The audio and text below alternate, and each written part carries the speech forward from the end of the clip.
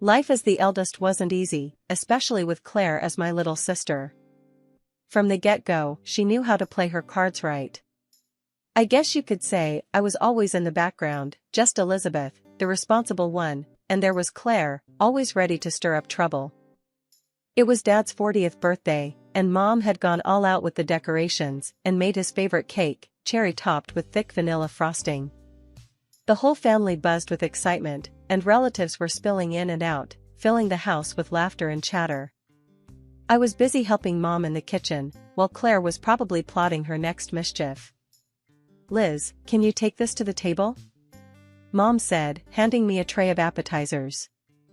When I walked into the living room, my heart sank. The right side of the cake was a mess, cherry toppings missing and frosting smeared. And there was Claire, an innocent look plastered on her face. It didn't take a genius to figure out what happened, but before I could say a word, Claire pointed at me. "Liz did it. I saw her, Mom." I stood frozen, the accusation hitting me like a slap. "What? No, I didn't. Why would I?" Mom came rushing in, her face flushed with anger and embarrassment. "Elizabeth, how could you? Apologize right now." "But Mom, it wasn't me," I protested, feeling the heat rise in my cheeks. "I don't want to hear it. Go to your room. You're grounded, young lady."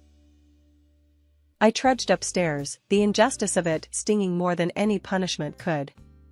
Later, Claire crept into my room, a smug look hiding just under her feigned sympathy. "Tough luck, sis. But hey, I can make it up to you," she whispered, pulling a crumpled $5 bill from her pocket. "Take this and we're even." "Even? You lied. Why should I cover for you?" I was seething but curious about her confidence. "Come on, Liz. It's easy money. Just grab that envelope in Dad's office I told you about earlier, and bring it to me. Easy peasy." Her plan was simple and tempting in a twisted way. The envelope was supposedly some paperwork she wanted to sneak a peek at, nothing more. Against my better judgment, I agreed. Sneaking the envelope to Claire felt wrong, but I was already painted the villain. What more did I have to lose? The next morning, the hammer dropped harder than I could have imagined. Dad was raging, the envelope in his hand. It wasn't just papers, it was cash. Cash meant for paying some of the bills. "Elizabeth, how could you steal from us?" Dad's voice boomed through the house. "I didn't. It was." "Save it. We found this in your room," he interrupted, his disappointment cutting deeper than the anger. Claire walked away scot-free, and I was left to stew in my room, grounded and betrayed. I vowed then never to let her sweet-talk me into anything ever again. High school was a mixed bag for me, and while I buckled down on studies, Claire threw herself into every party she could find. As graduation neared, the gap between us grew wider. One evening, I was knee-deep in college application forms when Claire barged into my room, reeking of smoke and something sweet that I couldn't place. Her eyes were too bright, her smile too forced. "Liz, you gotta loosen up. Why don't you come out with me tonight? There's a killer party down at Jake's place. You could use some fun," she cajoled, flicking her hair back in that carefree way she always did. I looked up from my papers, irritated. "Claire, not everyone's idea of fun is getting wasted on a school night. Some of us have actual plans for the future."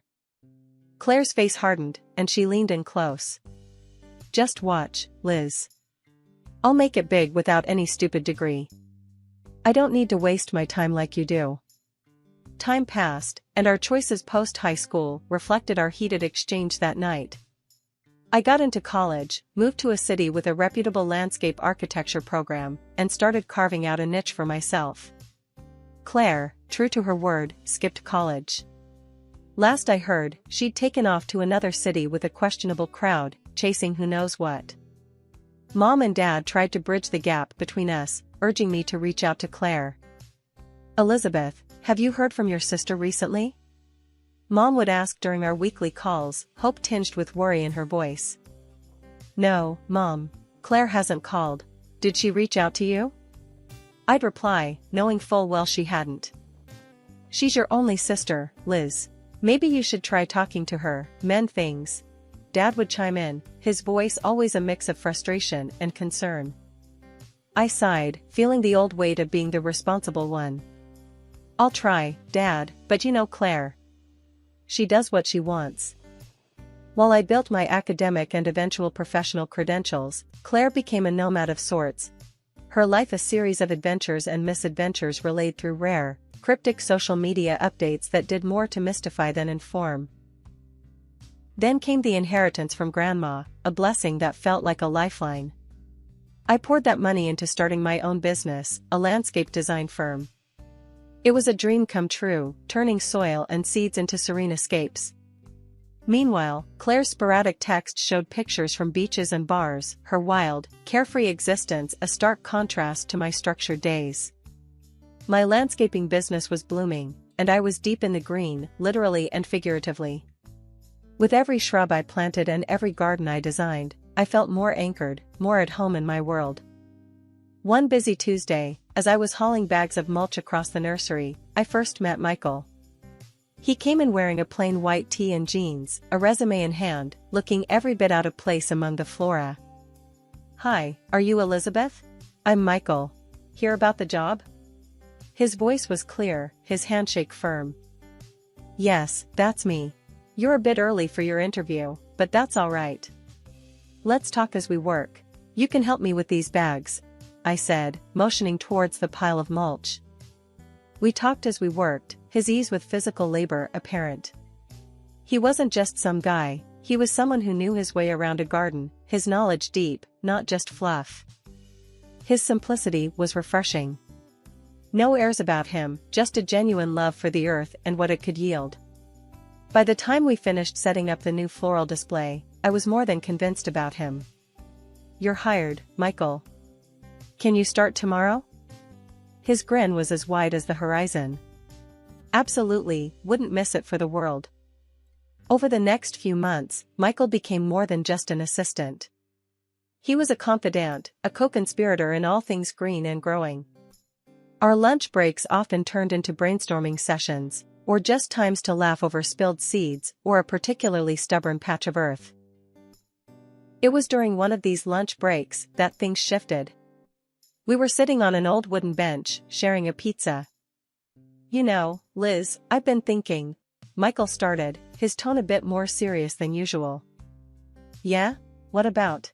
"If it's about that weedy patch by the fence, I'm all ears," I joked, trying to keep things light. He chuckled, then turned to me, his eyes steady. "No, not that. About us. I mean, I like working here, with you. A lot. And I was wondering if you maybe feel the same?" His words hung in the air, mingled with the scent of pine and fresh earth. It was one of those moments, the kind where everything seems to pause. "Michael, yeah, I do. I really enjoy having you around too," I admitted, feeling a mix of nerves and excitement. "Good, that's good. So, do you think we could, go out sometime? Not as boss and employee, but just as us?" I laughed, more out of relief than anything. "I'd like that. Let's do it." "Great. It's a date then," he said, his smile making me feel like everything was just as it should be. A year later, we got married.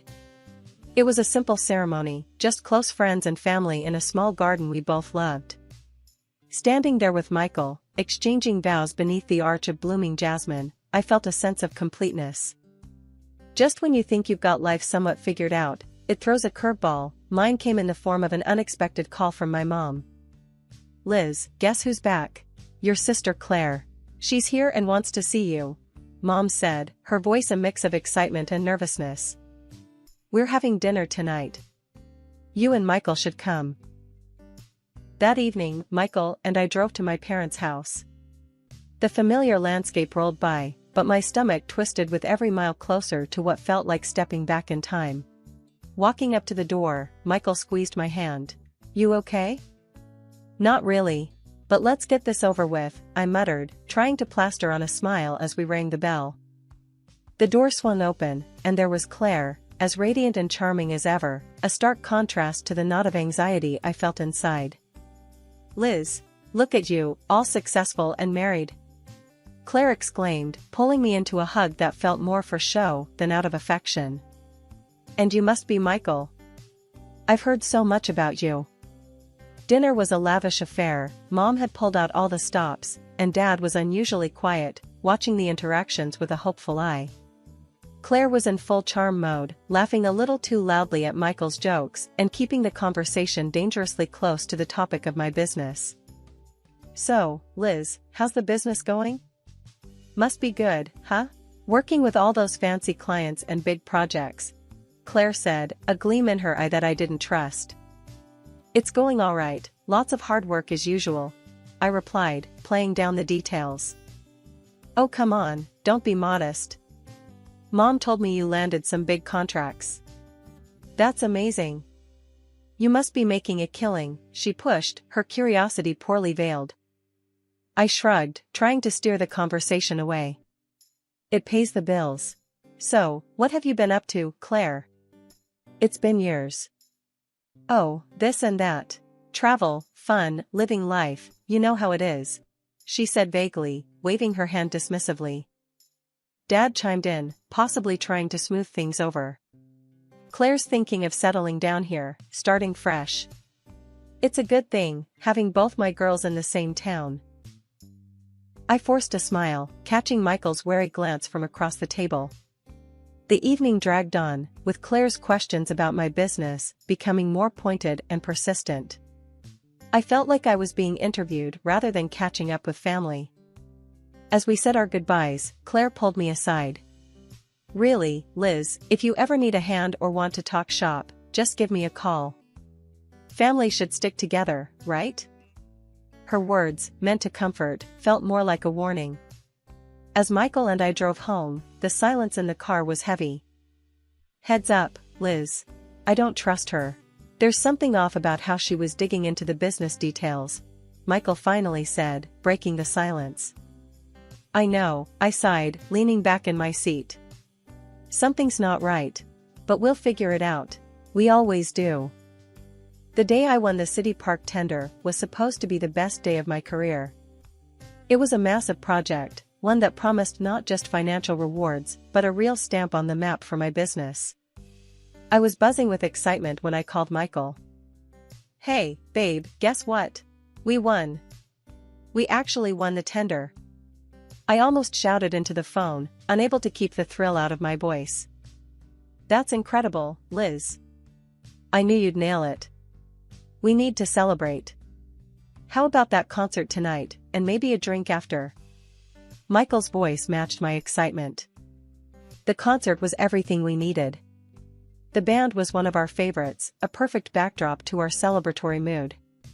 As the last song faded out and the crowd began to disperse, I realized I needed a quick bathroom break before heading out for drinks.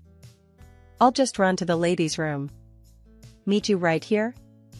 I told Michael, pointing to a spot near the exit. When I stepped out, Michael was nowhere in sight. I scanned the crowd, my heart starting to race. Had he gone ahead? No, he wouldn't do that. I pulled out my phone to call him, but then I paused. Up ahead, on a dimly lit path, I saw him. But he wasn't alone. He was with someone, a woman.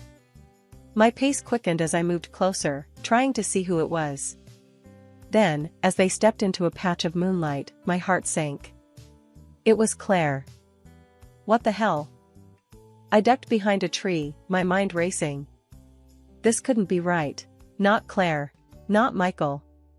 Yet there they were, laughing, too close, too intimate. Then, they kissed. It felt like a punch to the gut. I fought the urge to run out, to scream. Instead, I pulled out my phone, switched it to record, and edged closer. I could hear them now.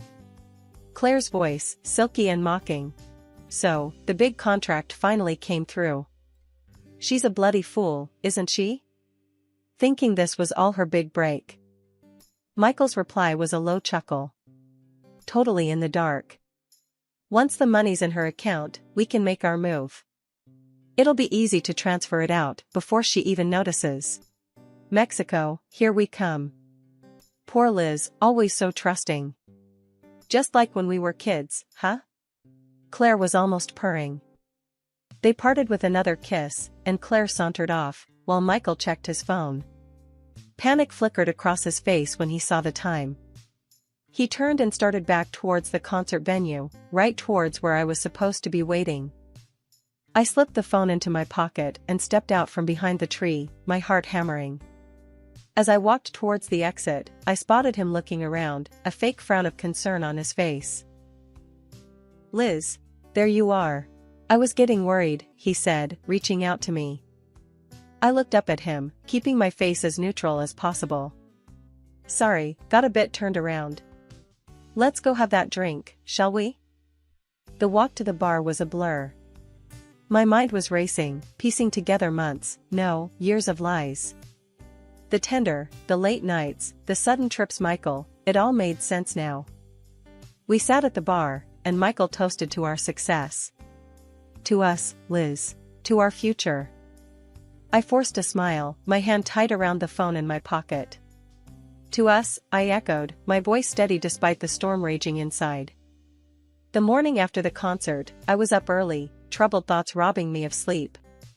Michael was still asleep, his breathing even and calm, unaware of the storm brewing just a few feet away.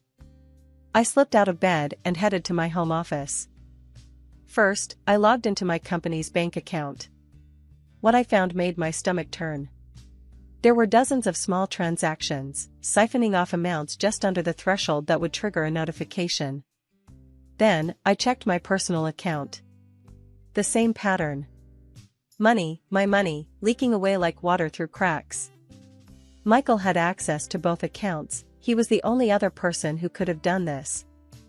I needed to act, but cautiously. If Michael suspected I was onto him, he might accelerate his plans, whatever they might be. I decided not to confront him, not yet. Instead, I phoned an old college friend who now worked as a forensic accountant. "Hey, Tom, it's Liz. I need a favor, a big one. Can you do a discreet audit of my accounts? Both personal and business. It's urgent." Tom's voice was grave when he replied. "Sure, Liz. I can start today. But what's going on? You sound serious." "Just problems. I'll explain later. Thanks, Tom." I hung up and sat back, my mind racing. For the next 2 weeks, I had to keep up appearances. The thought of acting normal around Michael twisted my gut, but I had no choice. 2 days later, Tom called me with the preliminary results. "Liz, it's not looking good. There are irregularities all over the place. It's like someone's been consistently skimming off the top. You were right to be suspicious." Hearing it so plainly hit hard. "Can you compile everything? I might need it soon." "Of course. I'll get everything organized. Liz, be careful, okay?" I promised I would, hanging up with a heavy heart. A couple of days later, I received an email from Tom. Armed with the audit results and the damning recording, I knew it was time to bring in heavier reinforcements.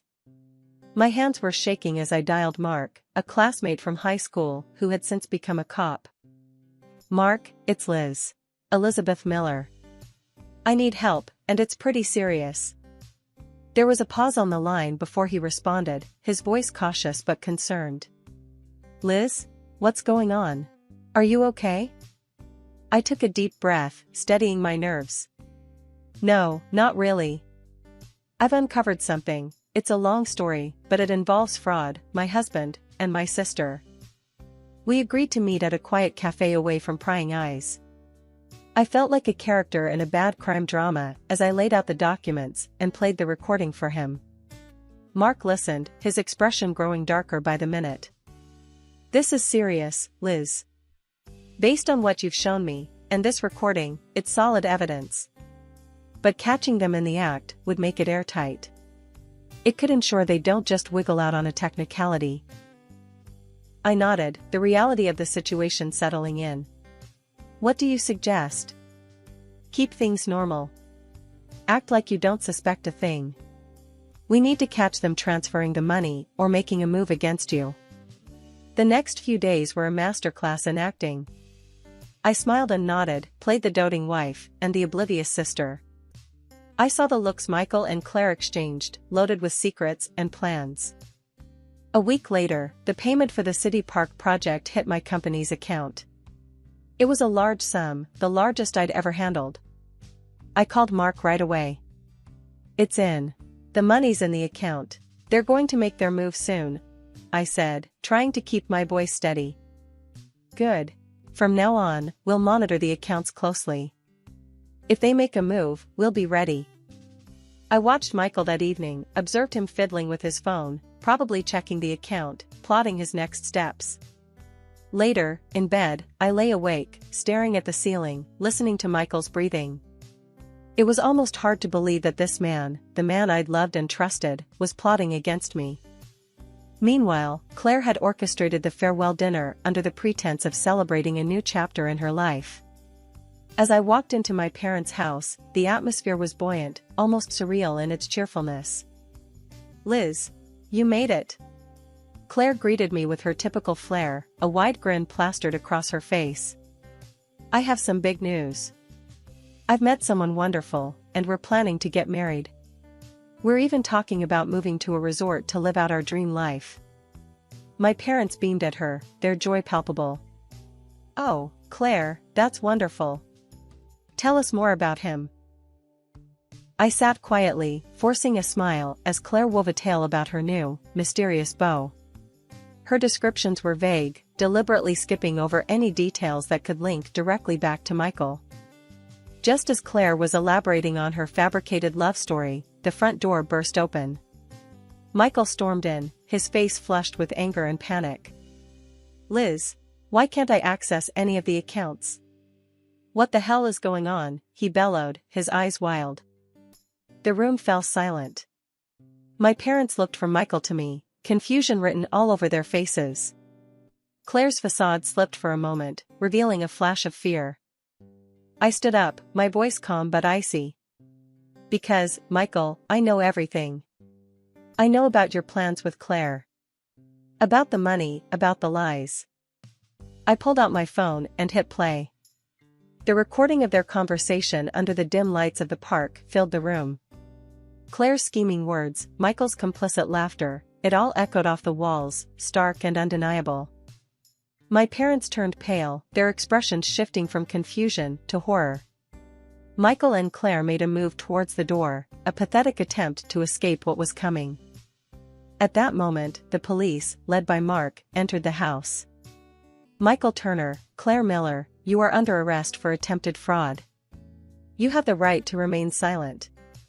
Anything you say can and will be used against you in a court of law." The officers handcuffed them. Michael's plea was pitiful. "Liz, please, I'm sorry. I didn't mean for any of this to happen. Forgive me." I looked at him, at the man I once loved, and felt nothing but revulsion. "There's nothing to forgive. You made your choice." After the police and the chaos had left, the house was painfully quiet. My father looked at me, his eyes brimming with tears. "Liz, we're so sorry. We should have seen it.